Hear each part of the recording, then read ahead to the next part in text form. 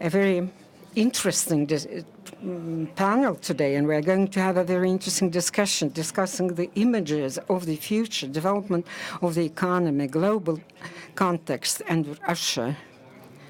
When we thought of the discussion, it came to my mind that German Gref cites very often. What has brought you here won't take you there. So we should understand where we should be going, what should we be aiming at. So we start speaking of the future and take into account the special interests of each particular speaker. Today we'll be discussing those points in the coming 1.5 hours. So we'll have questions for you, to have interactive discussions for you to put questions to the panel and try to remember your questions, because we'll have 20 minutes for questions and answers. So I'd like to introduce our panel. So Pavel Kadachnikov is the president of the Strategic Developments Foundation. Vinil Saldan, regional director of the UNAIDS for Eastern Europe and Central Asia. On the left, there'll be Tatiana Golikov, then Ziyuddin Magomedov, chairman of the board of directors of the Summa Group. Michael Evans, Alibaba Group president on my left. And Dmitry Chernyshenko, general director of Gazprom Media on the right of me. Pavel. Well, I'd like to start with you because you represent Center for Strategic Research and Development. So you are writing the global strategy and your vision of the future of our country. Could you share with us your ideas of how Russia would look like, well, in 2024, 2035? So what will the future be like then? Thank you. Good morning. Well, I'm a little bit nervous because talking of strategy, and we're usually doing so with different groups of interests, but with the young people, it's the most difficult task because you are our future, and certainly you should be interested in the future we are presenting to you. So, what we are confronted with discussing the strategy for our country, for the government, we stress that there are shifts in society among the young people, because young people used to have their first-hand experience, but now they would rather use mobile phones and very earlier in childhood, and they have different perception of the environment of the future and their elderlies and so on. So it's different. It's different working with information and different features of society. And what matters for our strategy is personal interests of young people and your interest to be successful, to have your personal career. And certainly we realize that the young people have very short horizons of planning, so to say, because for the government of the country, we should, in a way, widen or broaden the horizon or open up prospects for you. So we have a lot of interesting things in different areas, and we expect the government to take a kind of a strategic step forward in order to understand what kind of country we'll have in 15 years, for example, to come. And we have an active dialogue with the administration and the government, and our task is to be very active working on the strategy so that this government should know the agenda of tomorrow. So what is under discussion? Three things. So our economy, its structure. So, and since the young people are interested in good jobs and 20 years ago, it was something different. It's two different universes, because now we feel that people would like to enjoy their work, and they should have a good proportion of free time and working time. They should have time for traveling, for communicating with each other, and diversity, certainly. So the economy should be new, should be digital, and there should be more services provided, and certainly new technologies. So priority is given not only to some specific companies, and we will discuss it as well, but the entire country should be a member of Developed Countries Club. We should have performance of labor, and we should have prospects for personal development and success. That's the priority of ours, is technological development. The second point is people. In the center of attention, there should be people with their personal successes, careers, etc. Investing in human capital, we will be able to make progress in technological development and to make Russia attractive for many. And thus we should invest in education, health, and improving quality of life. So our human capital is very special because of demography, because it relates to the history of our country. We had a lot of wars. We had demographic waves because of the First and Second World Wars. There are certainly advantages and disadvantages. The generation of those who are 30 now is most numerous. And we speak of it a lot because those who were born in 1985, we have about, 2 million altogether, 2.5 million. This is the most numerous generation of today. They are very mobile, business-like, active, interested in work, and physically fit. And this is a chance for Russia to make a breakthrough. But we see the reverse side of these demographic waves. If we look at a generation that is somewhat younger, say guys that were born in the year 2000, the millennials who would become 17, 18, this incoming year, they're only half of what the other group are, only 1.3 million. It means we'll be seeing shortage of jobs, or people who would fill the jobs. We will be missing them now and in the very near future. This is a very serious challenge. Another serious challenge about human capital, that is the ratio between work-productive population and senior citizens. We see a growing demographic load. If the lowest figures were seen in 2011, where for each 10 working people, we would have 5 kids and senior citizens, and by year 2035, we'll see 7 be reached 10 working, and this load will continue to grow, which means high responsibility in those who will be working and will be spending more time. We will invest more time to support those younger and senior generations so that they should feel normal in today's society. And the third priority in technology apart from the state is the state. The state should be modern. We should have normal system of governance, normal work of the judiciary and of the law enforcement. We should effectively achieve the goals. We should work better with those who are employed in the public service. All that needs to be done. This is a very exciting point because the state has many objectives, saying with the army, support for the agriculture, social policy, whereas the young people evaluate what the state do for them, looking at how fast they can order a new passport via mobile application, or a fireman that comes to for the inspection to their company. And this is where the state is lagging behind. It's such a huge, bulky machine that is always lagging behind. And, we need to catch up. And without young people, without modern technology, without young people who are employed by the public service, without young public civil servants, it's impossible to achieve that. And should open personal success opportunities for you. You mentioned the things that have long been a question, which have long been a challenge in Russia for Russian economy, such as the judiciary, such other aspects. The very fact that a new political cycle is coming close to us. Do you suppose it will change the political will that will be shown to address these issues? Well, political cycles have its special features.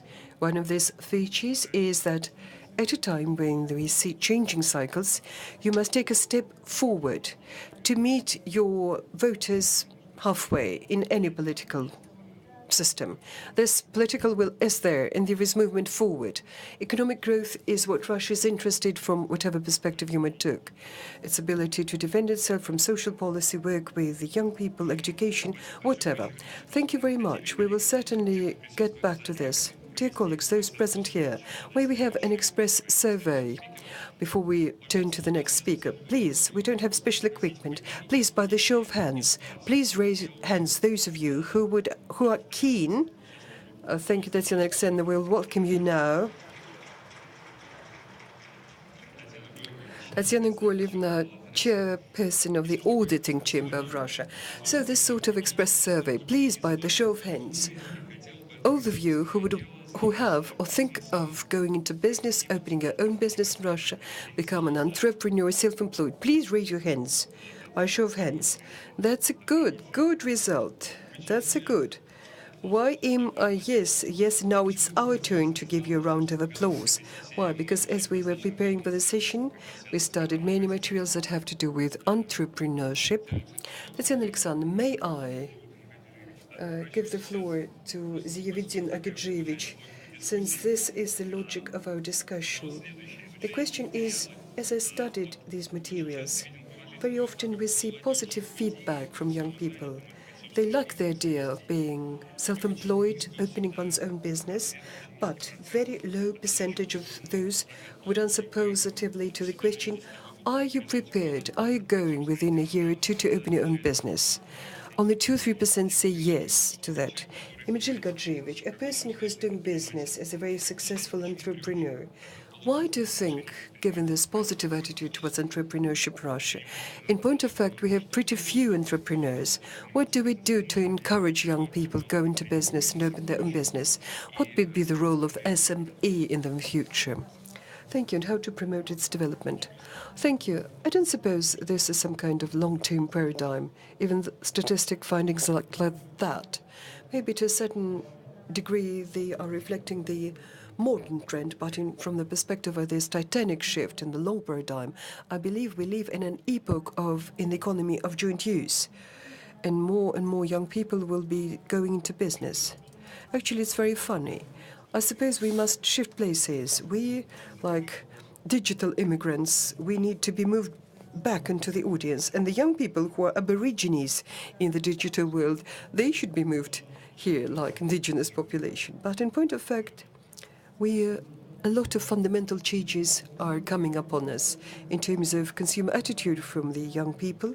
The epoch, which was one described by René Descartes, where I think, ergo I exist, and I consume, it means I exist, meaning what the tribute of the 1970s to consumerism, when a vast number of goods were consumed by a vast number of people. This epoch is coming to its close, because you, and probably the open world, is assessed in many ways, and to my people too. They don't need cars, they don't need flats, they don't need houses. They want to study. They're keen to achieve success. They want to open their business. And in this sense, I suppose a certain measure to support that thought would be, amongst other things, Michael Evans, sitting next to me, who for many years was working for the company that was the quintessence of the old economy. Now he opened the venture company Alibaba, which is now company number 4 in the world. And the main value of this company is data, big data, and the algorithms that have to professionally process the data. And it means it opens limitless opportunities. We mentioned that yesterday for a vast number of young people who can be the agents of this company, the counter agents of this company, be they shippers, be they sellers, be they buyers, or whatever capacity. Certainly, we see this titanic shift, apart from consumerism, a part of attitude towards human consumerism. We see titanic shift in education. I suppose this is a fundamental thing that plays a critical role for Russia. Well, apart from the relations between the public and private sector, in Russia we have excessive presence of state-owned banks, state-owned companies, and given that we have the largest asset of the country are the young people, as I see it, you are the intellectual capital, the biggest asset of the country. In my view, it is not oil and gas. Of course, we're also rich in that for sure. But I believe the young people are our asset, our talented youth.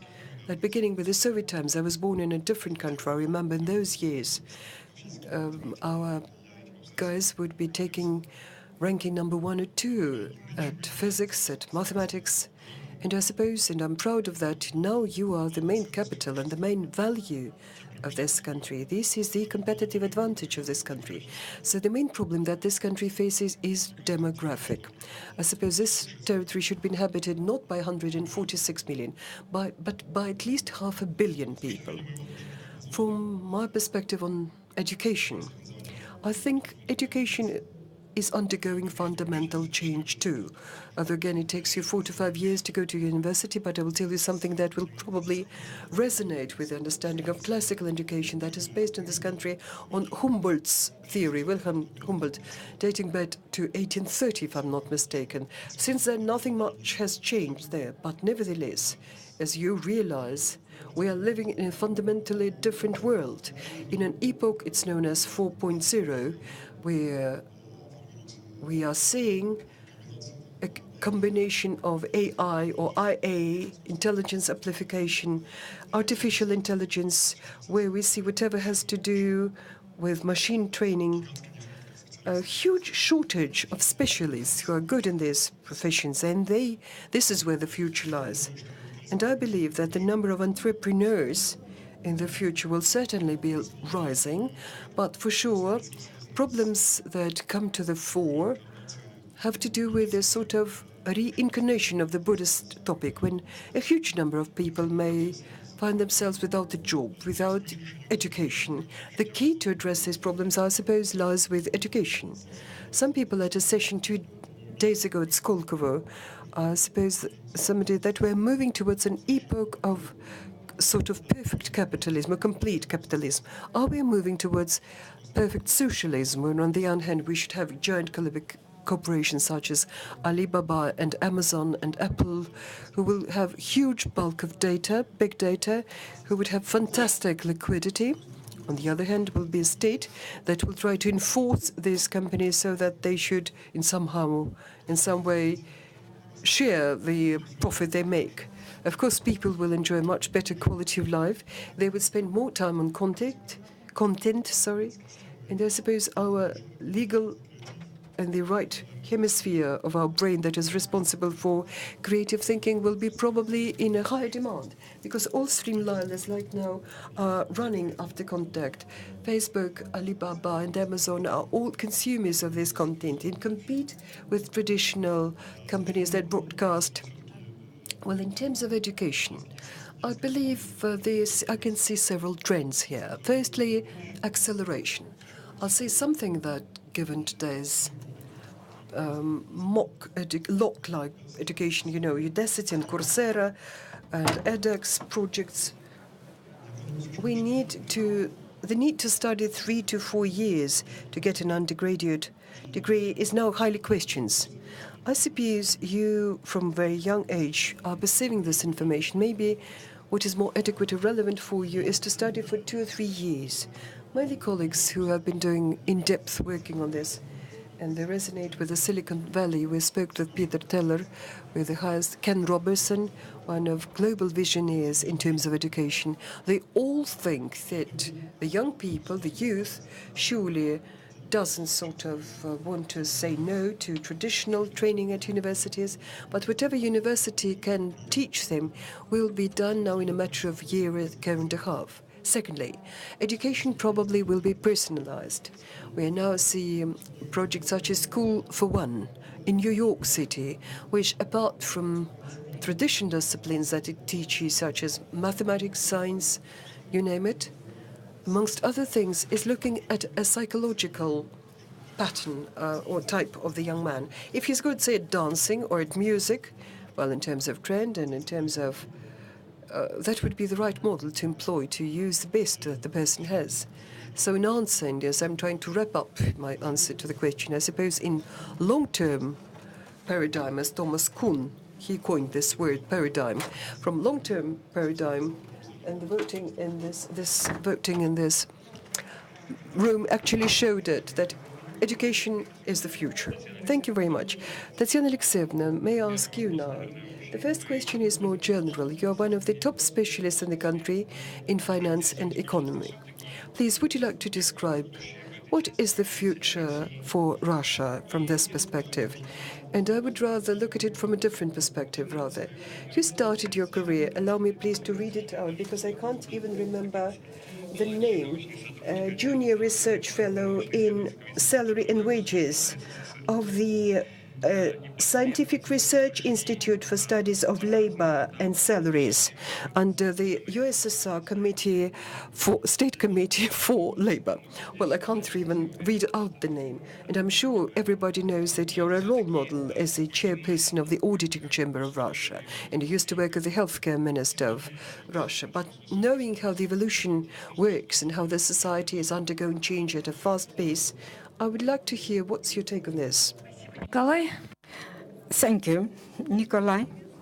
I'd like to welcome you all, fellows, and thank you for inviting me to Sochi. Well, I regret to say that artificial intellect prevented me from coming on time, and I was late. Well, but I start with what Nikolai said. I represent the generation born in the USSR. I left school and graduated the university and chose my profession in the USSR, and the position which you have just heard about was the position I had in the USSR for 3 years. And when I came to work in the Ministry of Federation of the Russian Federation as a republic, a constituent part of the Soviet Union then, and I started my career as an economist of the first grade in the Ministry of Finances. And I'm proud of the fact that I succeeded in combining my professional growth and the growth and establishment of my country, new country. And when the new financial system was being created in the Russian Federation, we had the economic education and training as our background. We started our self-development in our workplace because we were creating the new legislation. We had new ideas and we confronted the new challenges. And then we created a new financial system of the Russian Federation, which was improved later on. And we certainly went through certain stages of development. And on this professional road, it was very important to continue our self-education and training. And certainly we had very good people who were the leaders for us, who led us forward and changing our life fundamentally. And since we became professionals, we changed our positions and we were ready for new challenges each time, which is indispensable for modern Russia, for you in particular, because I never thought in the USSR, when I was a student, a university student, that in the future I would have to build a new state system, new government. Now, it is a new stage of our economic development, new and different challenges. And I think that in 10 or 15 years, everything will change. The reality will change. And you will live in a different country. And your professional skills and expertise and knowledge will be needed. So I'm not going to have a dispute with the previous speaker about the shape of education that it may have, but I analyzed my career and I singled out some 10 points which are indispensable for your success in the future. So I'd like to share it with you because I think it's important. First, mastering foreign languages. It's no longer a profession, but it's indispensable for communication. Second, continue your self-education, morally in particular, because you should set the goals of coming to know something unknown each day. So university education is not enough. You should enjoy life. Studying. Third, you should evaluate yourself and people around you, judging by their deeds and not by their declaration. Fourth, you should work with those who are stronger than you, helping you develop. 5, you should work where you like it. Like Confucius said, choose the profession you like, and then you won't work any day of your life. 6, you should be reading more and more because you will open up prospects for yourself. You will get new knowledge, etc. But you should read such books which give you knowledge and self-education. 7, you should study new technologies to improve any process. 8, you should be involved in networking. 9, you should be improving whatever is around you. Be critical and improve yourself. 10, try anything new. You never know. Well, you have new inspiration. Accept new challenges, accept the risks, and don't be afraid to take decisions and be responsible for them. So it seems banal in a way, but it's really very important for your life. And it will help you, certainly, in the future and now, because in the future, the value of those who know how to project future will be in demand. And those who are involved in intellectual labor, in a way, certainly they're at the forefront. And this is extremely important in terms of your future education, self-development and improvement because of the new challenges set by the new economy, and you should be ready for it. Tatiana Alexeyevna, there are a lot of questions. They emerged because of your answer, starting with the word morals, which should be improved. It's been discussed in this country a lot, and I'd like to specify a question. So, at this stage, at the current stage, what's your vision of the financial system development?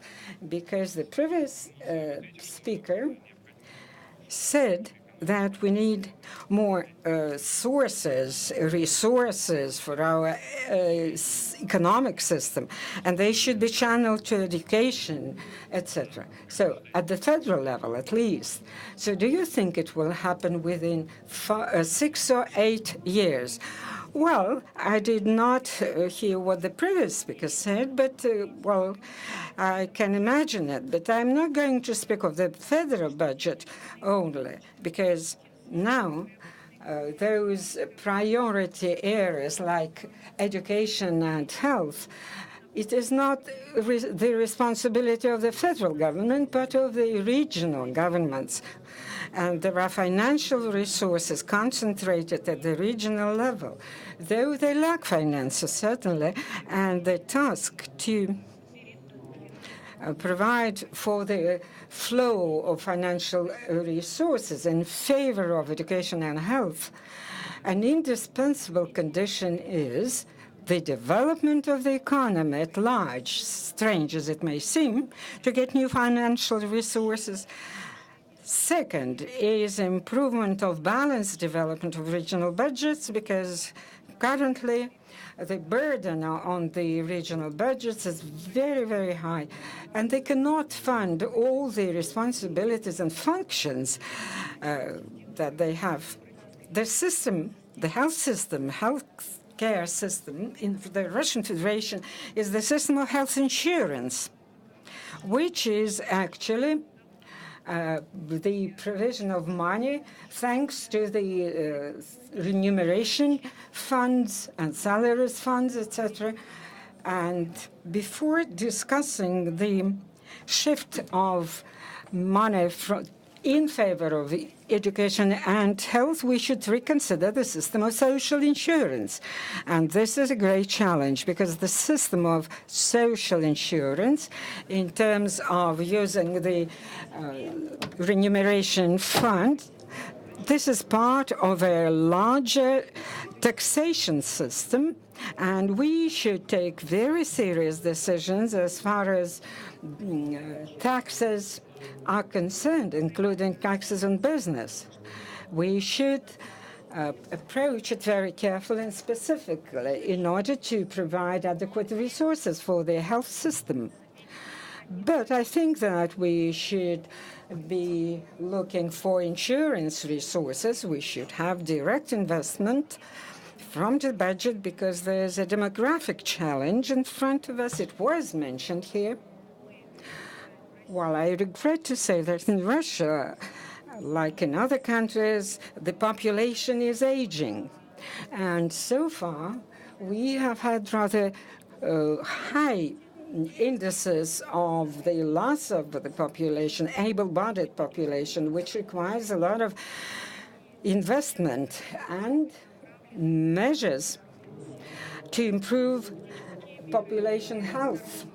Like prevention, healthy lifestyle, all kinds of programs aimed at improving the life of elderly people, rehabilitation programs, palliative care, in order to extend the lifespan of the population, life expectancy of the population. And the major source for this is not the regional budgets, but municipalities' budget, municipal budget, which have the financial basis for primary education in the first place. And considering the sustainability goals proclaimed by the United Nations up to 2030, the key goal is education. And we should provide for 100% continuous education. And to provide for it, we should invest resources and use new methods for organizing the educational system, new system, because we seem to have gone past that stage at the level of large cities, internet, etc., but not at the level of regional, provincial towns and cities. And the achievements of the information source like this will result in better education at large and self-education, including. And our children will have a chance to get the resource which is indispensable to go further, step after a step, to become very mobile in terms of getting education of high levels. And concluding what I have said, I must stress that it depends on the political will and the choice of priorities. And this is our consolidated decision to have a maneuver in the budget system in favor of education and health, so we should be ready to spend money on it. But money is something secondary, because making decisions, that's what is primary important. Mr. Saldanha, since the sustainability goals were mentioned, by the United Nations.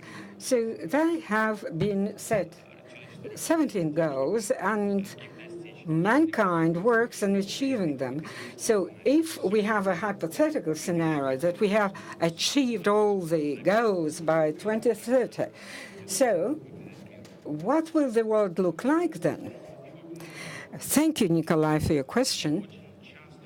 Quite often, the sustainability goals of sustainable development are mentioned as something irrelevant, something that is specifically United Nations goal.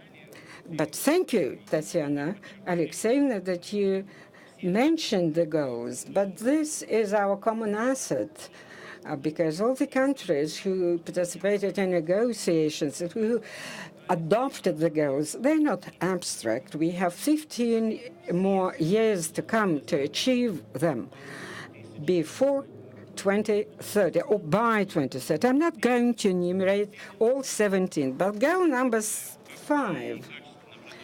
I believe that high-quality education is very important. Gender equality, no less important. You can see the composition of our panel. That means that we are far from gender equality now. So, more specifically, what does it mean for all of you young people? Well, you should not consider your roles as passive observers, expecting something to change.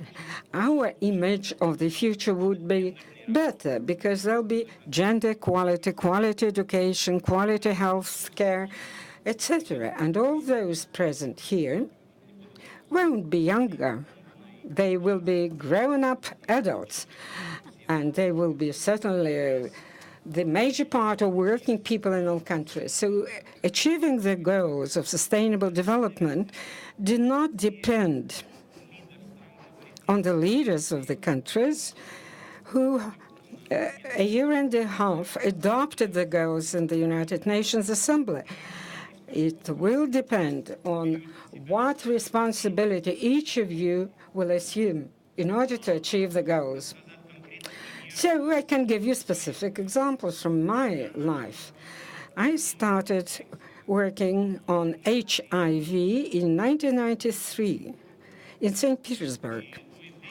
Then I calculated the number of HIV infected in St. Petersburg, so that was about 100 persons. Now, not only in St.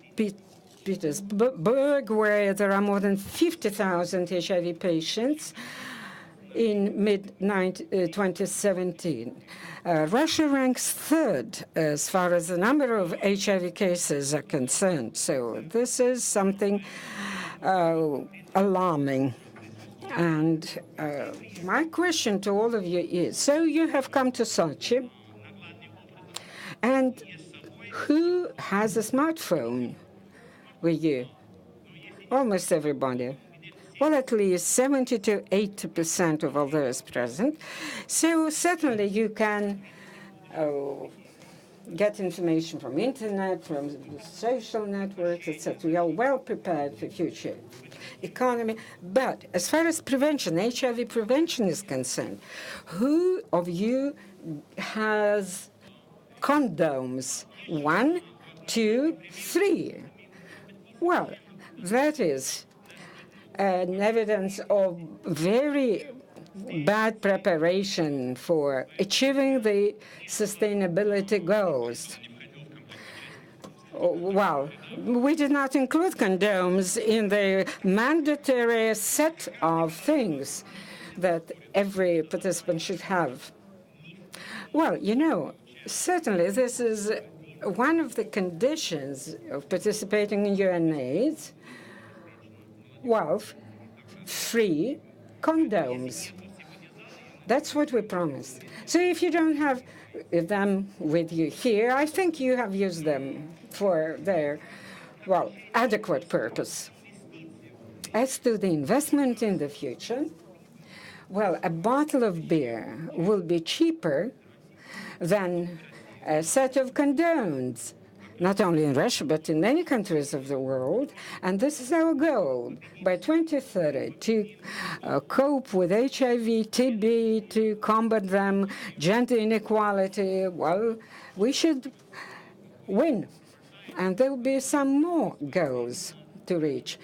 And they would not require government participation in terms of investing money, etc. But in order to achieve something with very few resources, well, those who have come to Sochi, well, they may live in Radisson Hotel or in some hostels, perhaps. And I think that it's much more pleasant and enjoyable to live in a hostel. I'm sure that's much more enjoyable to live in a hostel rather than in Radisson Blu. Okay, let's stop at that in this discussion along these ways. I'm even can't interrupt you. Well, Dmitry, the question for you now. I want to move away into a very novel area. I want to move away from economy and business. We are sort of roving along other spaces. Let's move to media. Mr. Magomedov discussed content in his presentation. And my question for you is very broad. Probably it deserves a dedicated session. All those present in this room consume content in a very different way. For example, I work on television, but I don't own a television set. I don't watch television. It's not convenient, it's not effective, and it takes so much time. Well, secondly, you do know that content has been customized, individualized for several years, and all this is part of new reality and we live in. Well, oil companies, some of them just sort of missed this revolution in sludge gas. But maybe you feel that media are somewhat not catching up with the youth in satisfying their demand for content, like gas companies missed shale gas. Well, a question about condoms certainly woke everybody up. It's too early to bury television, but it's not a matter of transport. Content is everywhere, is omnipresent. Content is all that we have. And every day as we talk to the audience, within the assets I've been managing with the audience of about 90 million people, and every year we produce 26,000 hours of content. May I tell you that the content finds its consumers, no matter if you own a television set or not. And most importantly, we are on the cutting edge. We keep receiving feedback from our audience because modern ways to survey the audience give us reliable information as to what you, those present in this room, what you're watching, be it on television or on your mobile devices or wherever that may be. And there is concurrent or parallel consumption.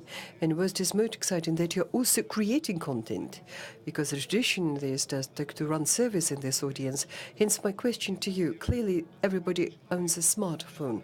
How many of those present in this room are at this very time are doing online broadcasts or probably posted your photos from this session? Raise your hands. Take a look. Huge number of people created content. I just also sharing with you my own content. You are disseminating it. People give you a like. People write you feedbacks and comments. It's all spreading like a snowball. And we're now co-creating content together with you. Content is everywhere. It doesn't matter what medium it uses. But we should realize that if content has not been created, if media didn't in some way get the message across to their consumer, you may think it has never happened.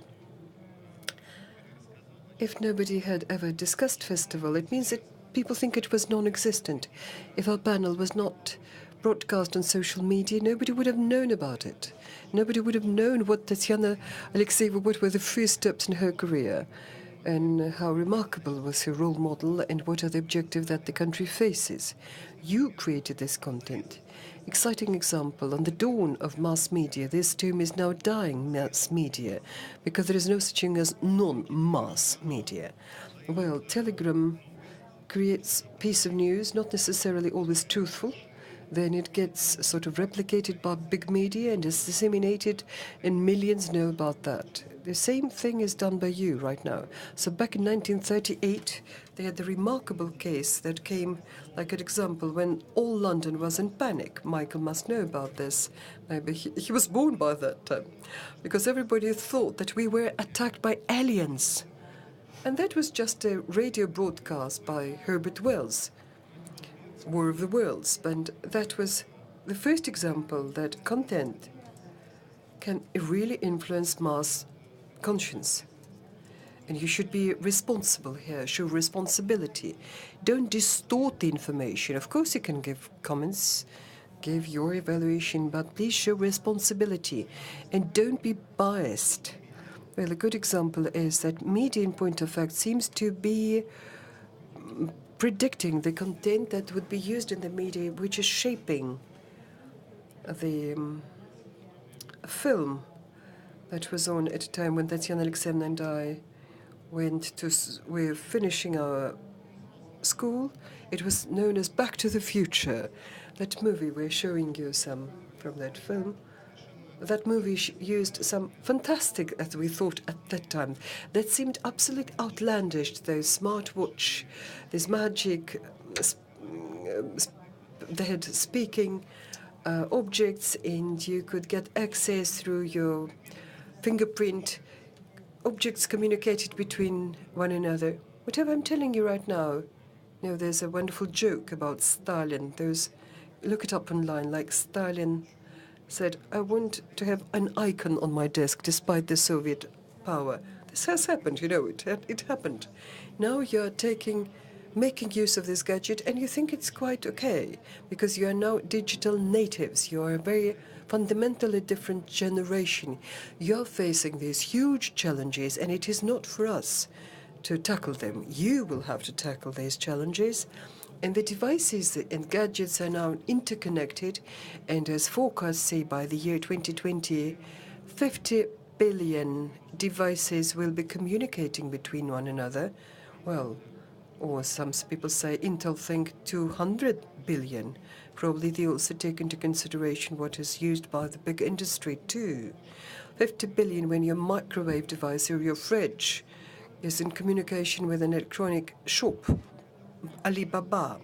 But this is also a fact of life. So what it will all bring us to, like artificial intelligence, it means that a huge number of time will be set free. You will see higher efficacy that will kill some jobs.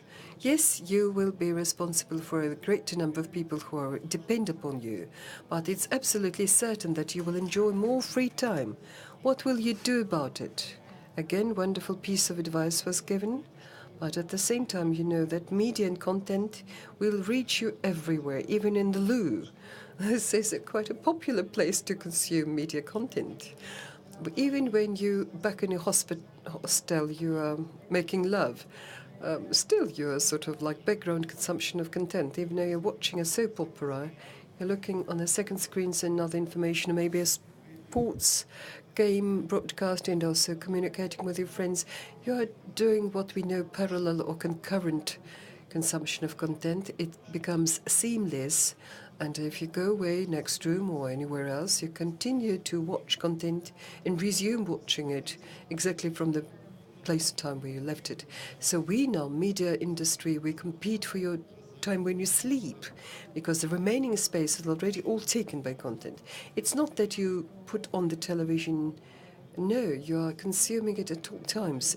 So don't be surprised by the figures that say that even right now, media consumption every week is 100 hours. All in all, 176 hours. It's higher because you have parallel or concurrent consumption of content. And of course, a very exciting thing, big data. It was mentioned today. Well, big data is almost exclusively owned by big corporations, and Facebook and Amazon and Apple and Netflix and Google, they know much more about your behavior than you could have imagined. Alibaba knows more about you than you know about yourself. So don't be surprised if you watch your favorite pet soap opera, it would end in some way, and then you talk to your friend. He will say that it ended in a very different way, because right now we know to a greater probability what is it that you want to watch, and we know what sort of happy end at which soap opera you would want to see. Do you want like to see everybody happily married, or everybody was downed by gunfire? So content is personalized based upon these big data, but it is no reason for us to be in despair, because on one hand it is being robotized, and now indeed robots are now writing scenarios. It is bots that are creating news. So Nikolai, we are in jeopardy. So news people may lose their jobs because bots don't do it no slower and no worse than people do. At least they're more precise. But media content, thank goodness, so far has been now continues to be made by people. So I believe we all take part in this crowdsourcing. In our holding, some assets are actively using what is known as crowdsourcing to identify new ideas. There are just people who never were trained to go to some universities or institutes that have to do to media, but they are creating media products. It's all in your hands. You can create it, but remember about your responsibility. Because historically, for many ages and generations, we were grown up on some content. They were fairy tales and legends that were orally transmitted from one generation to another. But these fairy tales carried the values and morals, and they were role models in them. We knew what we need, how we need to behave in certain situations. But among you certainly would see people who would become new Dostoevsky's, Pushkin, and Tolstoy of modernity. The machine would never be able to replace a man in creativity. Although they keep telling us that artificial intelligence in a matter of 20 years will exceed the capacity of human brain. But we will carry on fighting with it together with you. Thank you. Dmitry Nikolaevich, may I, if I sum up what you've said, the changes that we're seeing, that means changing the channel of supply for content, and content seems to be competing in its right, sort of. The thing is that all the distinguished companies that are mentioned, and we amongst them, are like TV channel is like a supplier, transport channel. We are like in-betweens between you and content, but there should be no in-between. You should obtain content in any place, in any time, and the amount you want. Gradually, these in-betweens will die away. That's why these in-betweens or intermediaries are now so much. Middlemen are fighting so hard for content. And the last speaker, Mr. Evans, President of Alibaba Group. Mr. Evans, Alibaba is some kind of huge successful project. I work on television, I also do some economics research. Structures like Amazon and Alibaba are blamed for global disinflation. Not only are you disrupting technology in your world, in your area, you're now showing influence on macro changes and on the changing lifestyle. What is your vision in your company of the future? What kind of shape of things to come you have in mind when you're building your strategy? And how do you plan to influence this future? What would you like it to shape like?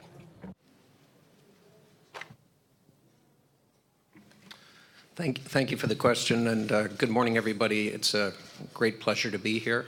It's in particular a great pleasure to see so many young people and so many people with smartphones. And I'm reminded of something that one of the speakers said that actually relates specifically to our core mission at Alibaba, which is to solve problems and make it easy for people to do business. So one of our speakers said that many of you in the room, after conducting an informal survey, were not carrying with you very important products that you should have in your possession. Because you have smartphones, download the AliExpress app. You'll be able to buy those products while you're sitting here, and then you'll all be properly equipped for whatever comes next. That's our business. Real time, today, solving problems from everybody. The future. The future is pretty scary, particularly when it comes to technology. because many people don't understand technology. I actually came from the world that pushed technology away for quite a period of time because it frightened them. People didn't understand the benefits. Nobody really explained it very well. And most people were in a mindset that didn't allow them to creatively and innovatively think about the applications of technology for the future. They only thought about the destruction of jobs or the worry that somehow they would be disintermediated and that they wouldn't be able to take part in the opportunity. We see a very different future at Alibaba, very different. And it's based on what Jack Ma started building 18 years ago in his apartment in Hangzhou, and what has grown today to be a business with 11 million small businesses, the little guys, and more than 500 million consumers. Not a multinational enterprise, not a state-owned enterprise, not a big enterprise, the little guys. The little guys are the future. SMEs are the future. And connecting those SMEs through the internet and giving them the opportunity to sell their products and be competitive globally is what we're all about. That's a very different vision of the world than the world that we've been living in. Well, some of you haven't been living in the world very long, but the world I've been living in for many, many decades. So what do we see in the future? We see a future where the first steps of what's going to happen have already started to happen. We see a future where tech and data and artificial intelligence and machine learning are going to be used to solve problems and expand and create opportunities. That's our vision of the future. That's our mission as a company. And I'll come back to how we're going to do that in a minute. We also see a future that, while frightening to many of the people in this room and certainly many of the people around the world, is going to create more problems and more jobs, but it will also create many, many more opportunities. So there will be a period of disruption and dislocation and difficult period of time. No question about it. Some would argue that we're going through that already. But we'll also see a future where 80% of business is done through the internet. The debate about made in China, made in India, made in Russia, or made in the US, that debate will disappear because it will be made on the internet. Think about that, and think about how that changes the world. We also believe that manufacturing will be done principally through artificial intelligence. And that's something that creates a great deal of concern, particularly politically within countries and between countries, because manufacturing has been such an important source of jobs historically. And some countries believe that it is the future of jobs and job growth. So those issues will need to be reconciled. In the future, we believe young people, so all of you, the people sitting in this room, will be the leaders of this change and the beneficiaries of it. But you won't be able to do it without a complete pivot in the education processes. If you're being educated today in the way that your parents were being educated, that educational process will not serve you well in the future. Too much facts, too much memorization, too much process, not enough creativity, not enough focus on innovation, not enough discussion around how to constructively solve problems. Those are the skill sets that will serve you well in what we see as the future. They're also the skill sets that will differentiate you from the machines that do many of the jobs that are done by people today. Machines are better at math than we are. They're better at basic processing than we are. They don't get tired. They work 24 hours a day. They don't complain. But they also don't have particularly good judgment. They don't have emotions. And they don't have creativity. And that's where education needs to support the development of future leaders and support the development of youth. Some people ask me, more importantly, they ask Jack Ma, is this just a dream? Is this just a vision that you have? It's not a dream. This is happening today. This is what Jack has created in China for those 11 million small businesses and those 550 million consumers on our platform. And Alibaba's globalization strategy is to take what we've created in China and take it to the rest of the world. That's the vision. That's the future that we see. That's the opportunity for all of us. Part of the question that, or part of that vision is a value that we have. And the value can be described in one word: inclusivity, inclusiveness. So what does that mean? We believe that our vision for the future includes everybody. Jack likes to talk about the fact that hundreds of years ago, kings and emperors made all the decisions about who did what and what trade happened in parts of the world. For the last 50 years, 60,000 multinational corporations and state-owned enterprises have determined global trade. That might be one of the reasons why there are as many problems as there are today. But for the next 50 to 60 years, we believe 60 million small businesses around the world using the internet and enabled by digital services in logistics and payments will be able to compete and participate in the global economy. That has never happened before. Small businesses have always been confined to their local communities. Small businesses have never had the opportunity because they've never had the technology for their products to be seen halfway around the world. So the basket weaver in Africa can sell his or her products to an Argentinian consumer. The mango producer in the Philippines can find the Canadian consumer who loves mangoes but can't buy them in the local market.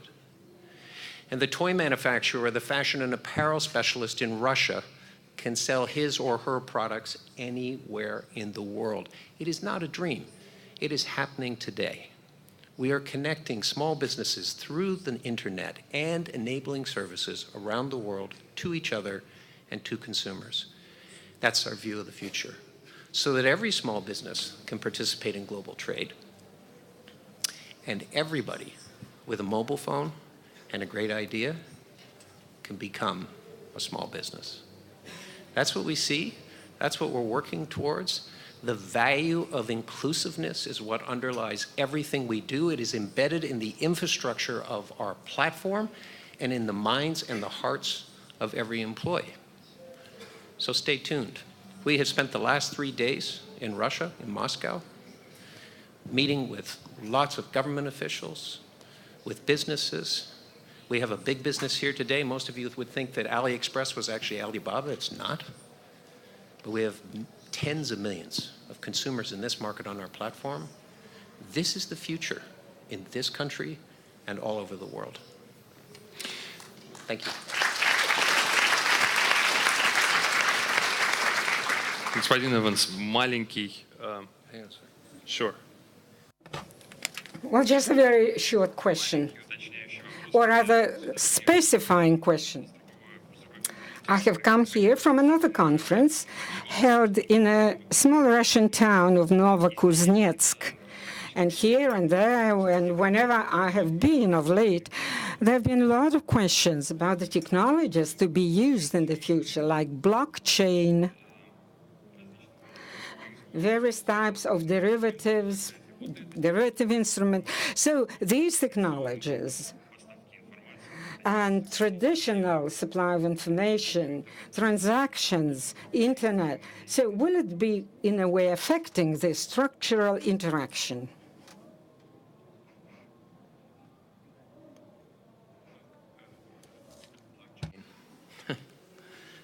Blockchain, very interesting technology. Very confusing technology to many people. And part of the broader debate on blockchain, Bitcoin, artificial intelligence, all these new technologies which are presenting themselves and being used in businesses around the world. Blockchain in particular is particularly, from my background, is particularly interesting to the financial services area. And I suspect that's why I'm being asked the question. It's been around for quite a while. It has many advantages in terms of the safety and the security of the technology, the speed and the efficiency with which it can be used, the capacity that it gives to people. And so at Alibaba, because a part of our business is something called Ant Financial, which is a financial services business, we're studying it very, very carefully, and we're studying its applications. We know that its applications are broader than financial services, but in financial services, it could be very, very important. You've had a number of leaders in financial services and in governments around the world, some of whom are strong advocates and some of whom are very critical. So the period of time that will be required for this technology to be properly understood and its application within businesses and then within countries and within global categories or sectors like financial services, this is going to be it's going to take a considerable amount of time for that debate to play out and for people to really understand the implications.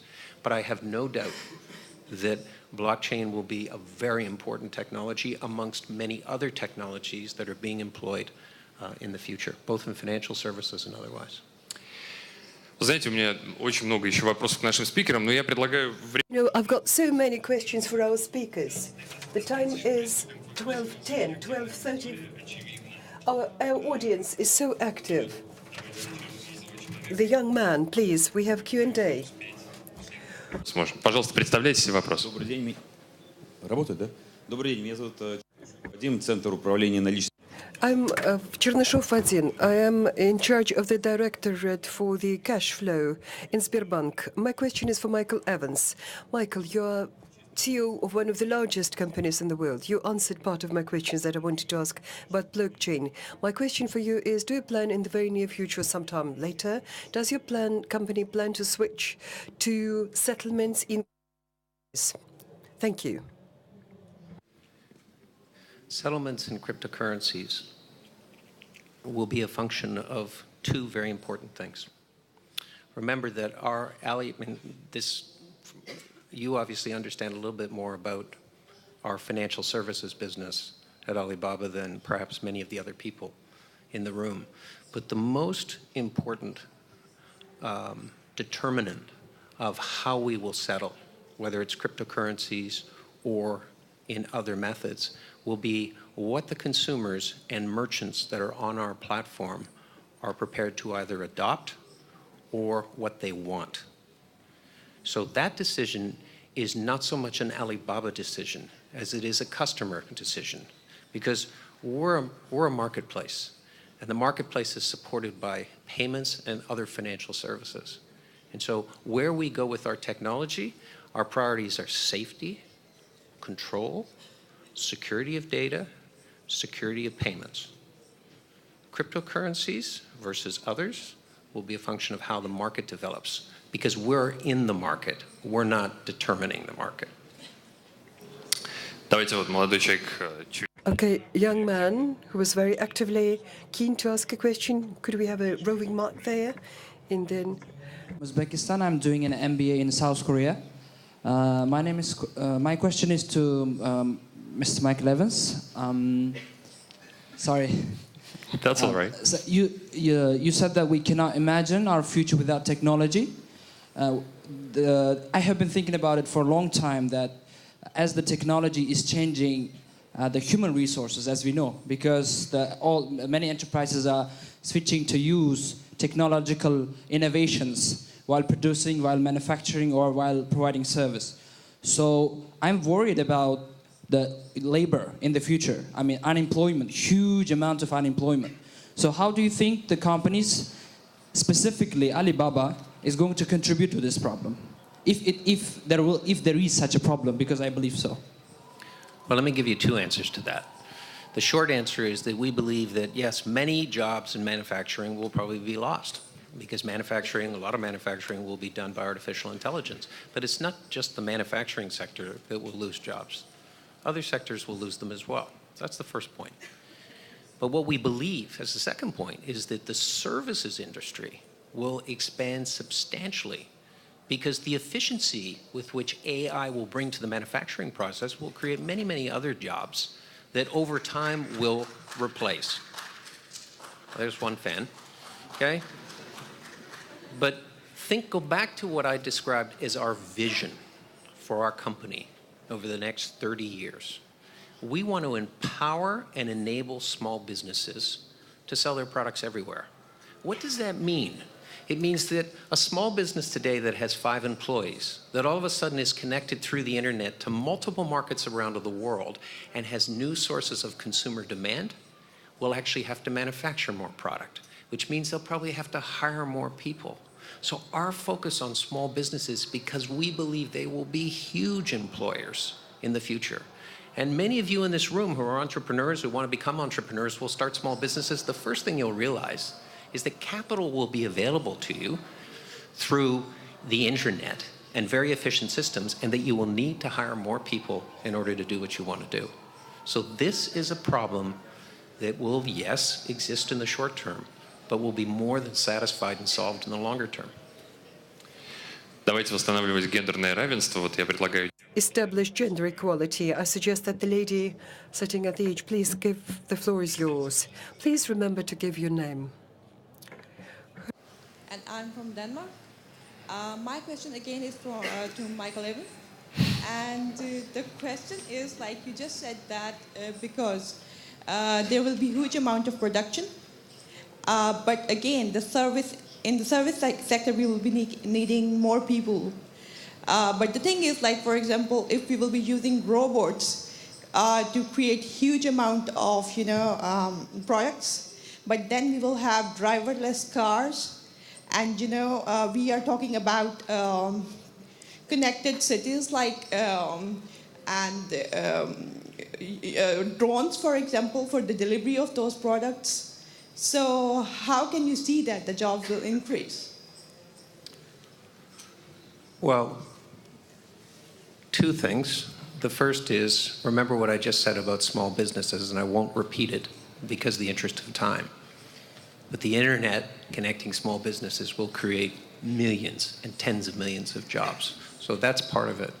But look, also go to a more basic level and think about the world where technology is making everything and cars are self-driving and all of those things.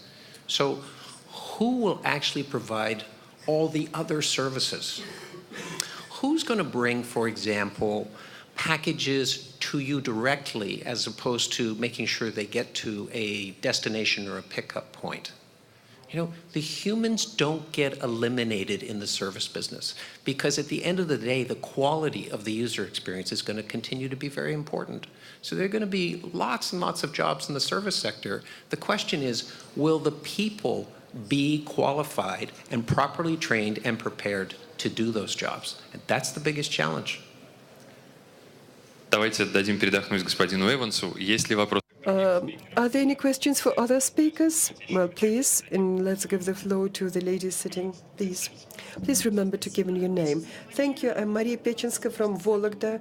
My question is for Tatiana Alexeyevna Golikova. I also started as a junior research fellow. Now I'm writing a PhD on budget potential of municipal towns and municipal entities when we're researching your work on the efficacy of public service and governance. Thank you very much. We are writing papers. And I'd like to clarify the question. Do you see any areas for expanding budget potential in municipal districts in Russia? And now much is being said about digital economy. Are there any ways to use digital economy and use some tools that can be used in the budget of municipalities in small towns? Thank you very much for using my research findings. Of course, nowadays, given that we live in the very near future, we aim to carry out a lot of serious work on the so-called new division of power between civil in public service.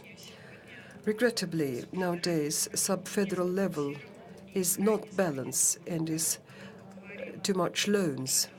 We speak a lot about the budgets of the regions, but we're not speaking about budgets of municipalities, and we have 24,000 townships and towns and municipalities that are also carrying quite a substantial financial burden. And this is the work which we now, right now, plan to, the consolidated position both of the auditing chambers in the government, and I'm sure the expert community also holds the same view. We do plan to carry out this work to delineate authority in the novel way, and therefore tax base and tax sources would be reassessed. This is fundamental, and it is a very effective structural measure for economy, because once the system is balanced, it produces a fundamentally different effect. As the digitization, I in part answered to this question. Regrettably, municipalities suffer from one thing. Maybe in heads of administrations have internet access, maybe in schools, not necessarily in every school across Russia. Regrettably, all other institutions, regrettably, do not enjoy internet access. As you may perfectly know that at the state level, they've adopted a program of digitization of our economy to make internet available in the remotest area of Russia. And once the system is in place and once it starts working, and once we get this sort of, if you will, new impetus for development, because databases that the municipalities will own will provide them novel sources of information, which is good for development. All right, let us give the floor to the young man sitting behind you. Please remember to give your name. Hello, I'm Nariman from Russia, Republic of Dagestan. As to the topic we discussed today about technology of the future, my question is to all panelists who are keen to take it. But first, I would like, please, we are short of time, give us exactly the name of the speaker. I would like Zaurdin Magamenov to give the answer. When we speak about technology of the future, I get this vision in mind. People stay at home, never leave their home, and this leads to diseases of the spine, so to say. We are moving to another problem here about flexibility, about how people are prepared to adopt new technologies. This requires fundamental change in the education system. In the future, could it lead, as you think, to a stronger gap between the rich and the poor, and actually eradication of middle class? Thank you. I suppose this is much rather would lead to even make rich people richer. The four companies with a short FANG. I don't look at Alibaba, which I suppose ranks as number 3. They, in the first quarter of 2017, have increased their capitalization by $28 billion. They are Facebook, Amazon, Netflix, and Google. In total, they are more than Russia's GDP is, $1.6 trillion altogether. On the other hand, it seems to me that given the exponential growth of the productivity of labor, we will see more and more, fewer and fewer poor people. And in this sense, the more socially responsible companies, Alibaba, amongst others, announced a while ago that it would set up 5 global clusters for education and technology. One of them is supposed to be based in Moscow. Moscow, Singapore, Israel, was it Silicon Valley or China? In China. Well, I'll touch in passing a project of ours that is a strategy of my charity foundation, PERI. This is the first project, but I want to run 2 more, one of them in Moscow, one in Volga, the other one in the Far East. The first will be implemented in Machkala. It's known as Perimeter. It's not quite serious. You don't have to accommodation, but it will be the first project after my first project. It is Education Center for Talented Youth. You know, it's 5 or 6 years ago, I opened an incubator. Many of those present here, I've seen some familiar faces, are residents of the incubator. The purpose of the center is to support the most talented youth. We open up about 4 to 5 areas, for example, AI, artificial intelligence, robotics, then working with data and quantum computer. As you know, a large number of these ominous forecasts about Moore's law coming to an end in 21, where it would go whether towards quantum computers or doing a 3D project. This way or other, something has to be done about this, because technologically we are sure about to face this problem pretty soon. It's a bifurcation point for working with data and algorithms. So I believe that in Russia, where we see a critical number of talented youth, very many of these regrettably emigrate to be educated in the United States first and foremost, because surely they've got excellent universities. And I suppose the time when Tatiana Alexeyevna and I went to Moscow State University, that was the just top of my dreams, nothing better than that. Bauman University and Moscow Amphitheatre. I think at that time even high school was excellent compared to globally in the world. But such universities as Fistech, MIFI, Moscow Institute of Physics, and Bauman State University, they were really top class. But the main objective of the government and the powers that be and the big leadership and maybe the government as a whole to ensure that here we set up attraction points, centers and universities. And in the project that Alibaba announced, I suppose it's also one of the growth points for Russia too, and a good example of a global rich company investing into human capital, being perfectly aware that this disproportion, be it social and economic, will certainly stay in place. But I suppose we'll have very few poor people. Rather, we would have very rich, and will be middle class that will be just dominating in terms of numbers. Thank you. Dear colleagues, 2 points I wish to make. First of all, we were allowed to stay another 10 minutes here because there are very many questions. Mr. Saldana, I got a note from you. You wanted to comment on what was said. Yes, thank you very much for giving me the floor, Nicola. Using this opportunity, I would like to point out a special person present in this room, not because he's a close friend of mine. This is Ndabe Mandela, grandson of Nelson Mandela.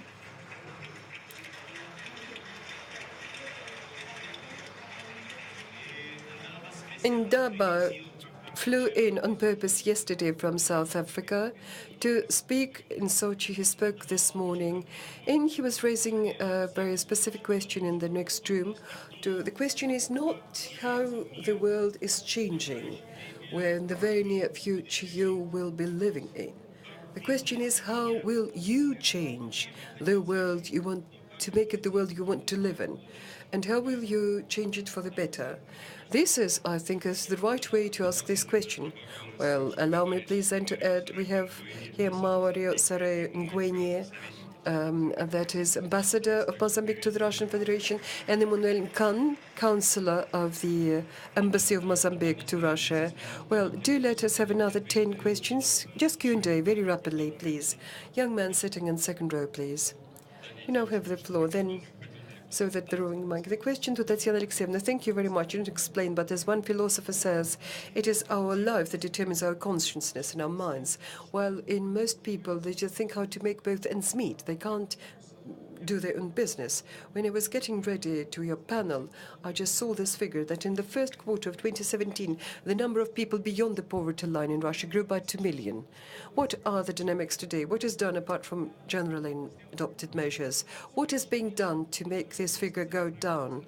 And said, you also mentioned good literature. Which you think good literature is the right literature?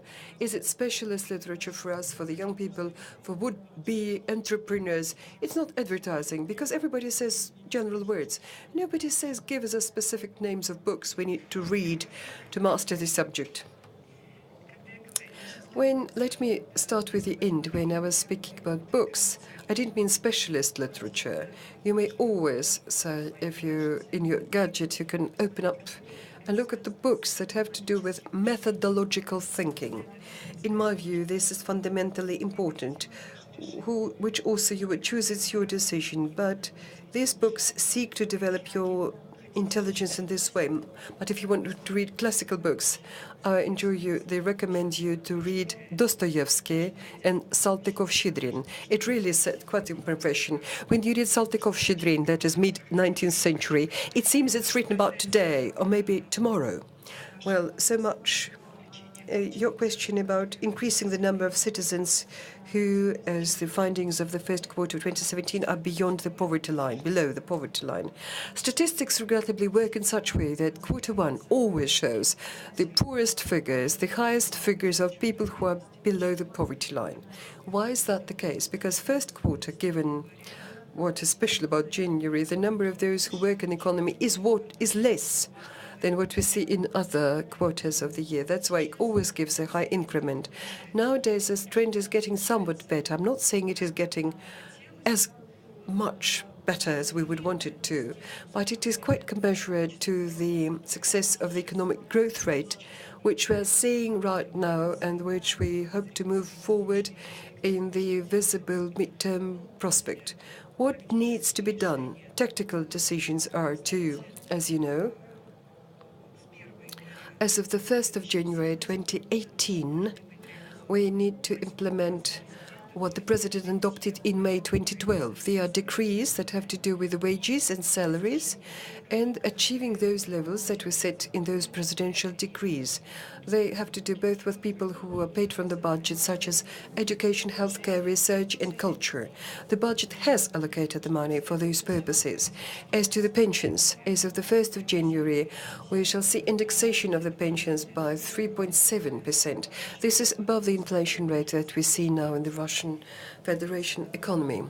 And finally, out of these tactical objectives is to increase minimum wages, which will certainly improve the situation in the poorest part, not only in budget as well as in the production. It will be done in two phases.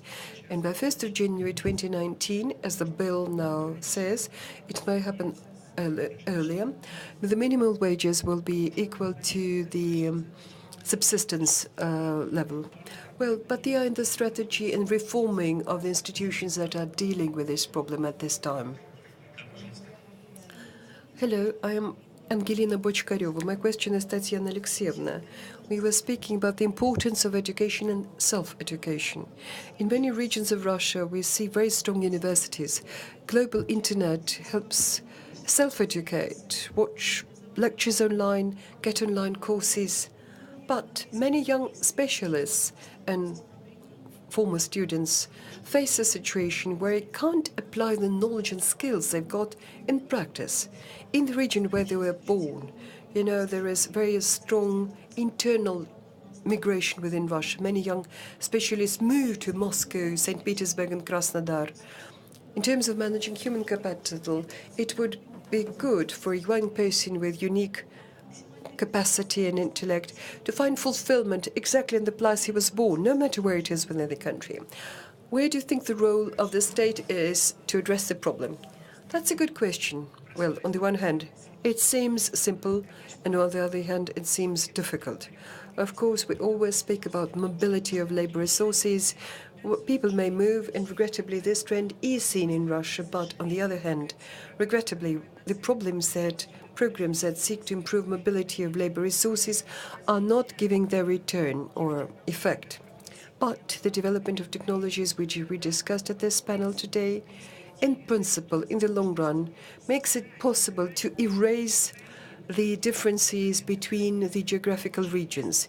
Your workplace may be exactly at a place where you live, where your home is. This is fundamentally important. And if our priorities in terms of organizing the labor market will seek to address these functional possibility, this will address many questions in very many regions in terms of their development. In brief, may I add, there is a very interesting part in develop cities and towns after the Center of Strategic Development. Well, young man sitting in the front, well,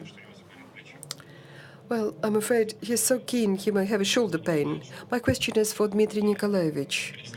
Dmitry Nikolaevich, I'm Ivanychkin Ilya. I work in Power Russian Grids, and I'm here for the program Industry of the Future. My question is, you were saying that even right now, media holdings compete for our sleep time.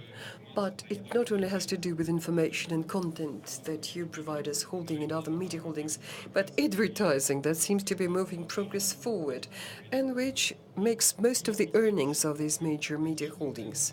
My question is, what are the trends in this novel advertising technology, and what need we to expect? Because nowadays, advertising is perceived as white noise. What other technologies would help advertisers to pinpoint and to present information and customize it and make it available for all? Well, the market of advertising has been changing, and this weapons of mass destruction, what we call TV advertising, will soon become a thing of the past. It becomes native and personalized, given that big data allow to know about you all, and your behavior characteristics helps predict what you will do. So very soon, you will no longer see advertising. It will be masked in to look like something in the movie you watch. If big data say that you're running out of insurance, say for example, if your insurance is going to expire, they will show you a movie where the flat burned because it was not insured. So get prepared for that. Well, that's it. Well, allow me please, let's give the floor to that young man. Yes, hello, I'm Sergei Sokolov. I represent the Council of Working Youth in St. Petersburg. Well, I'm in touch with young people, with working people who work in factories and plants, and among them, one of the, and probably the only problem they see is accessible housing, affordable housing. They have to take 2 jobs, if we remember the times of the Soviet Union. If you had 1 job, that would be enough for free housing, but here you have to take 2 jobs. Well, what is your solution for the future of the problem? Question is for whosoever should take it. Anybody keen? May I? One of the burning questions indeed. It is one of top 3 questions which are so relevant, not only for young people, for everybody. The answer to this question will be made up of several parts. First, we see falling interest rates and falling mortgage rates. It means that we have 1-digit interest rates, and we'll see it go down even further. Better affordability, so making more affordable instruments of mortgage first and foremost. Secondly, we still have many barriers in housing construction, and people, when they buy housing, have to pay for that, such as landlord allotment and all the permits and all these authorizations that need to be received. We're now looking where we can really streamline the procedure to make it cheaper so that flats should become more and more affordable and cheap. Dear friends, regrettably, that would be the last question. I would give it to that lady. I find it really hard to take the decision, but let's do it. Let's restore the balance geographically and again gender balance.